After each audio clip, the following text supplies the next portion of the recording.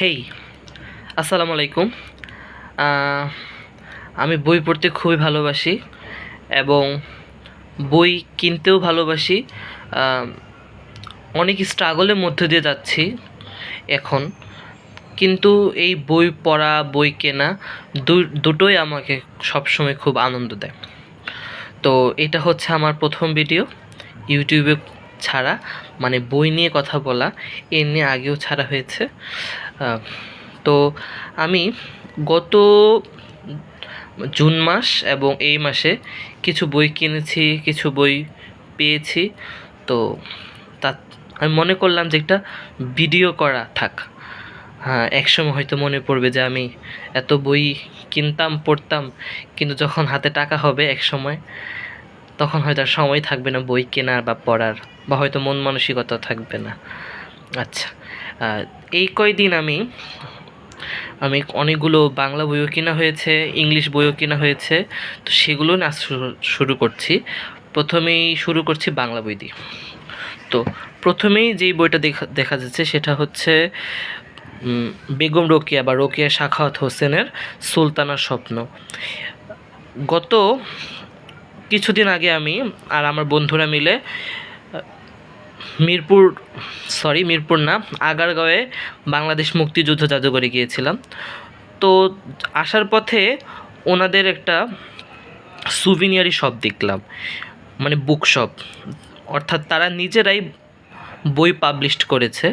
সেখান থেকে দেখলাম যে যে বেগম রোকেয়ার এই বইটা তারা পাবলিশ করেছে। আরও অনেক বই আছে তারা প্রকাশিত করেছে। এবং এটা বিশেষত হলো যে ইউনেস্কো রোকেয়ার সুলতানার স্বপ্নকে স্বীকৃতি দিয়েছে পৃথিবীর প্রথম ফেমিনিস্টিক সায়েন্স ফিকশন হিসেবে। এবং এটা হলো, আচ্ছা, পজ করতে হয়েছিল। আজকে সকাল থেকেই ওয়াইফাইয়ের কোনো কানেকশন পাচ্ছিলাম না, তারা ঠিক করতে আসছে। তো যেটা বলছিলাম যে এই বাংলাদেশ মুক্তিযুদ্ধ জাদুঘর আর ইউনেস্কো যৌথ উদ্যোগে সুলতানা স্বপ্নের একটা পেপার ব্যাগ আর একটা হলো যে হার্ড কপি টাইপের দুই ধরনের বই পাবলিশ করেছে। এবং ওইখানে ঘোরার পরে দেখলাম যে এই বইটাই আমার পছন্দ হচ্ছে, আর যে কি বলে আমার সাধ্যের ভিতরে পড়ছে, মাত্র 50 টাকা। তারপর আমার বন্ধু এটা আমাকে উপহার দিয়ে দেয়। আচ্ছা, এবার পরে আসি এটাতে, এই গোল্ডেন এজ সোনাঝরা দিন তাহমিমা আনামের। তাহমিমা আনাম হলো দ্য ডেইলি স্টারের যে প্রধান সম্পাদক আছেন মাহফুজ আনাম, ওনার মেয়ে। তো বাংলাদেশি যেসব রাইটাররা ইংরেজি ভাষায় লিখে এবং জনপ্রিয় এবং মানুষজন ওনাদেরকে পড়ে এবং ভালো লিখে, তাদের মধ্যে তাহমিমা আনাম হয়তো প্রথম সারির দিকেই থাকবেন। এবং এটা তার প্রথম উপন্যাস ইংরেজিতে। আমি এটা এখনও পড়ছি, প্রায় শেষের দিকেই বলা যায়, আর 60 পৃষ্ঠা পড়লেই শেষ হয়ে যাবে। এই বইটা আমি পুরান বইয়ের দোকানে খুঁজে পাই। সেখানে আমি দেখি যে তাহমিমা নামের সিগনেচার করা বা অটোগ্রাফ আছে। যিনাকে দিয়েছিলেন তাহমিমা নাম অটোগ্রাফটা, উনি বিক্রি করে দিয়েছেন অনেক পরেই, কারণ এই কপিটা হলো 2010 সালের দিকে এবং এটা 2009 সালে লেখিকা লিখেন। তো সোনাঝরা দিন মূলত 1971-এর মুক্তিযুদ্ধের উপরে ভিত্তি করেই লেখা একটা উপন্যাস। এবং আজ পর্যন্ত আমি যত ধরনের বা যতগুলো মুক্তিযুদ্ধ ভিত্তিক উপন্যাস পড়েছি, আমার মনে হয় এটাকে আমি সবচেয়ে বেশি আগিয়ে রাখবো। কেন আগিয়ে রাখবো সেটা যখন তখন বলবো হয়তো। আচ্ছা, এবার পরবর্তী বইয়ের দিকে আগাই। পরবর্তী বইটা হলো আলতাফ শাহনেওয়াজের আলাদিনের গ্রামে। তো এটা মূলত একটা কবিতার বই। এই আদর্শ প্রকাশনী 80% ছাড় দিয়েছিল, ওইটাতে আমার কেনা। অনেক সুন্দর সুন্দর ছবি আছে এখানে, খুবই কারুকার্যময়। কিন্তু কেন জানি আমার কবিতাগুলো খুব বেশি একটা ভালো লাগেনি। আব্বুকে নিয়ে হাসপাতালে গিয়েছিলাম, নিউরোসায়েন্স ইনস্টিটিউটে, সেখানে বসে বসে আমি এটা শেষ করে ফেলেছি। বেশিক্ষণ লাগেনি, 25 থেকে 26 মিনিটের ভিতরে শেষ হয়ে গেছে। 2 থেকে 3টা কবিতা ভালো লেগেছে, যেই 3টা ভালো লেগেছে সেই 3টা খুবই ভালো লেগেছে। ছবি থাকার কারণে এবং 3টা কবিতা ভালো লাগার কারণে মনে হয়েছে যে কেনাটা সার্থক, কারণ এত কম দামে বই পাওয়া গেছে। তো পরবর্তী বইটার নাম হলো রিসালায়ে নূর সমগ্র থেকে নির্বাচিত রোগীদের প্রতি চিঠি, বদিউজ্জামান সাইদ নুরসি। বদিউজ্জামান সাইদ নুরসিকে হয়তো অনেকে চিনবেন বা অনেকে চিনবেন না। বদিউজ্জামান সাইদ নুরসি হলো তুরস্কে মুসলিমদের যে জাগরণ বা তুরস্কে যে অতি উগ্র ডানপন্থী যে আক্রমণের কারণে মুসলিমদের যে কালচার বা ওসমানী সাম্রাজ্যের যে কালচার সেটা তারা হারাতে বসেছিল এবং অনেক কিছুই হচ্ছিল। তাদের মধ্যে উজ্জীবিতকারী একজন ছিল হলো বদিউজ্জামান সাইদ নুরসি এবং উনি একজন সুফি। তো ওনাকে নানাভাবেই আক্রমণ করার চেষ্টা করেছে কামাল আতাতুর্ক থেকে শুরু করে আতাতুর্কপন্থী বা কামালপন্থী বিভিন্ন জনগোষ্ঠী। তো উনি সব কিছু সহ্য করে শুধু উনি কোরআনের উপর ভিত্তি করেই বিভিন্ন ধরনের এরকম ছোট ছোট পুস্তিকা লিখেছেন, যাকে বলা হয় যে এই রিসালায়ে নূর বা আলোক বর্তিকা, মানে কোরআনের এক ধরনের তাফসিরও বলা যেতে পারে।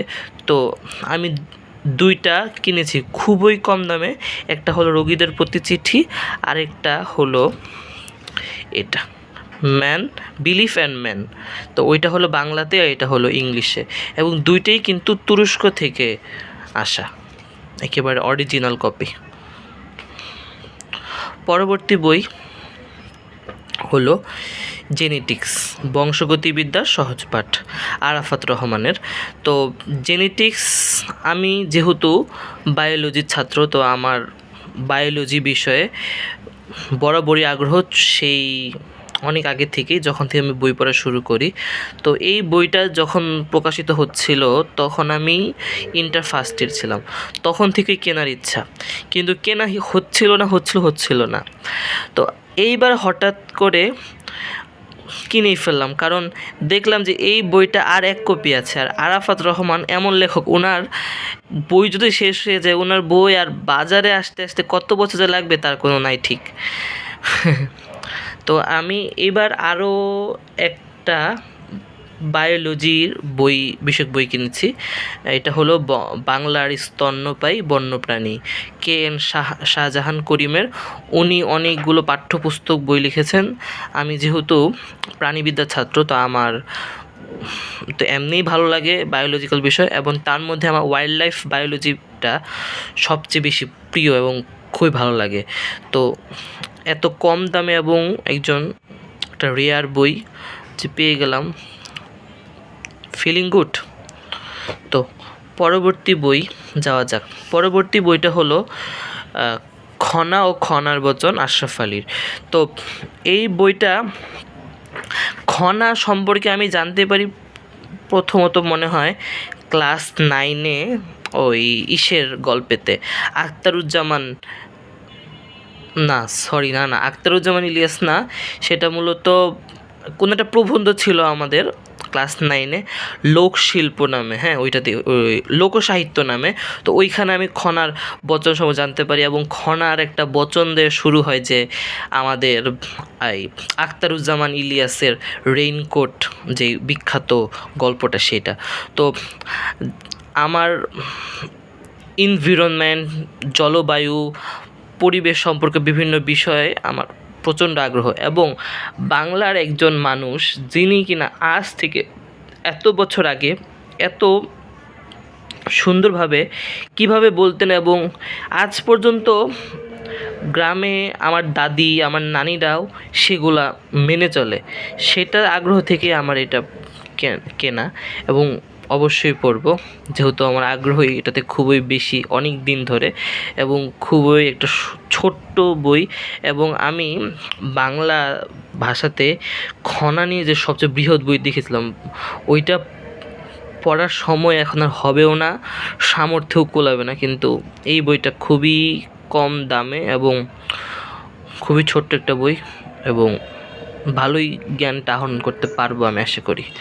পরবর্তী বই, গত 6 মাস ধরে আমার চর্যাপদ নিয়ে খুবই আগ্রহ ছিল, এবং চর্যাপদের ৩-৪টা গানও মানে একেবারে আদি ভাষায়, যে বৌদ্ধিক ভাষা আমাদের, সেই ভাষাতেই আমি গাইতে পারি। তো চর্যাপদ নিয়ে বই খুঁজছিলাম, কিন্তু সবগুলো বই কেমন একটু কঠিন কঠিন লাগছিল এবং বেশি বড়, কিন্তু এই বইটা দেখলাম যে একটু আমার সাধ্যের মধ্যে পড়ছে, আবার ভালোও লাগলো বইটা। তো এটা নেওয়া হলো চর্যাপদের এই বইটা। পরবর্তী বই হলো একটা কবিতার বই। আগে ওটা কবিতার বই দেখেছি আলতাফ শাহনওয়াজের। এটাও ওই আদর্শর ওই 80% ছাড়েই কেনা, পরদেশি কবিতা, মজিদ মাহমুদের, মজিদা। আসা পরে কারণ হইলো যে আসা পরে কারণ হলো যে এই আমাদের জীববিজ্ঞান দ্বিতীয় পত্র এই ইন্টারের বইটা লিখে আমার একটা আমি বই পড়তাম, সেটা লিখেছিল মজিদা বেগম ম্যাডাম, সেখান থেকে এটা আসা পড়ে। আর হইলো যে ইরানিয়ান একজন বিখ্যাত সিনেমাকার আছে, ওনার নামও মজিদা, সেখান থেকে। তো আমাদের পরদেশি কবিতার এখানে সবচেয়ে বেশি আগ্রহ ছিল হলো যে কবিরের 100 দোহা নিয়ে, কারণ কবিরের 100 দোহা নিয়ে কিছু এই বছর বইমেলাতে বা আগের বছর 2025 সালে বইমেলাতে বই বের করেছে, এই আদর্শ প্রকাশনী বের করেছে আমার যতটুকু মনে পড়ে। সেটা কি এই কবিরের 100 দোহা নিয়ে, যেটা কিনা রবীন্দ্রনাথ ঠাকুর ইংরেজিতে প্রকাশ করেছে, সেটারই বাংলা অনুবাদ। তো আমি ওই বইটার দাম কত ছিল মনে পড়তেছে না, 200 টাকার উপরে। তো আমি এই বইটা 80% ছাড়ে মাত্র 60 টাকা দিয়ে কবিরের 100 দোহা তো পাচ্ছি, আরও বিভিন্ন দেশের কবিতার অনুবাদগুলো পাচ্ছি। তো এটা এর জন্যই নেওয়া। এবং সর্বশেষ আছে 2টি গল্পগ্রন্থ। একটা হলো এ কালে রূপকথা রশিদ করিমের। তো রশিদ করিম নিয়ে আমি জানতে পেরেছি আগের বছর। তো রশিদ করিমের বইগুলো অত একটা পাওয়া যায় না, এবং রশিদ করিমের একটা উপন্যাস সমগ্র আছে, অনেক দাম, 1200। তো আমি কোন জায়গায় যে কম ছাড় দেয়, কোথা থেকে যে কিনবো পাইতেছিও না। আমি পুরান দোকানেও খুঁজতেছি, কিন্তু ভাগ্যতে পাইতেছি না।